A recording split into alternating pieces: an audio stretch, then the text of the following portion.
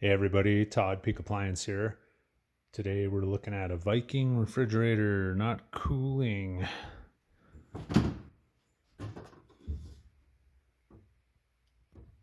There's the model number. This one here is actually built by Frigidaire.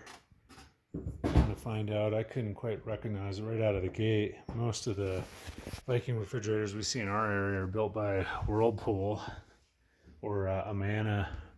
The older ones were Amana. Now Whirlpool owns Amana, but regardless, it's a bottom freezer, top fridge. And what had happened is this is the evaporator fan. This failed, so this is my second trip back here. First time I came here, pretty much did the same exact thing, pulled it apart and found this fan. Here's the new fan that we're going to be putting in.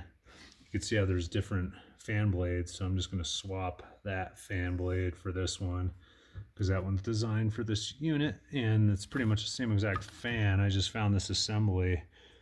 This whole thing from Viking is like 300 bucks, I think. It doesn't come with a fan blade, I don't think. I'm not sure. Anyway, I was able to find one with just this different fan blade, and I'll swap these out. But basically what's happening is the freezer's kind of cold. There's just no airflow because that fan's not working.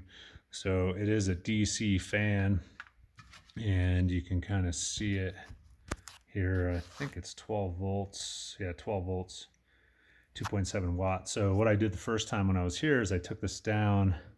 There's two, let's see if I can get some light. Oh, that doesn't, okay. Yeah, there's 2 1/4-inch screws. So I pulled that down and then metered the 3-wire harness, which is here. That's the new one. I metered this one the last time I was here and was getting voltage. The fan was kind of in and out, but the voltage was consistent. So that's how we know the fan was bad. And you could see this is kind of a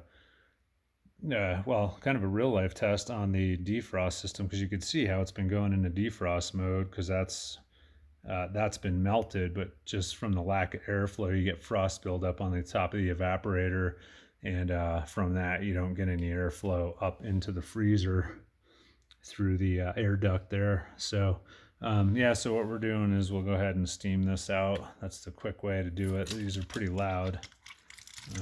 Just kind of holding the trigger there a little bit, show you. But when I blast this, it comes out. It's pretty hot and powerful. So it'll take, I don't know, probably 10 minutes to do this thoroughly. Here, maybe less, just to melt all this. I'll use my vacuum as well to suck up all the melt water. So otherwise it may overwhelm the pan that's underneath. But we'll go ahead and defrost all that because that'll restore the airflow. Put the new fan in and put it all back together.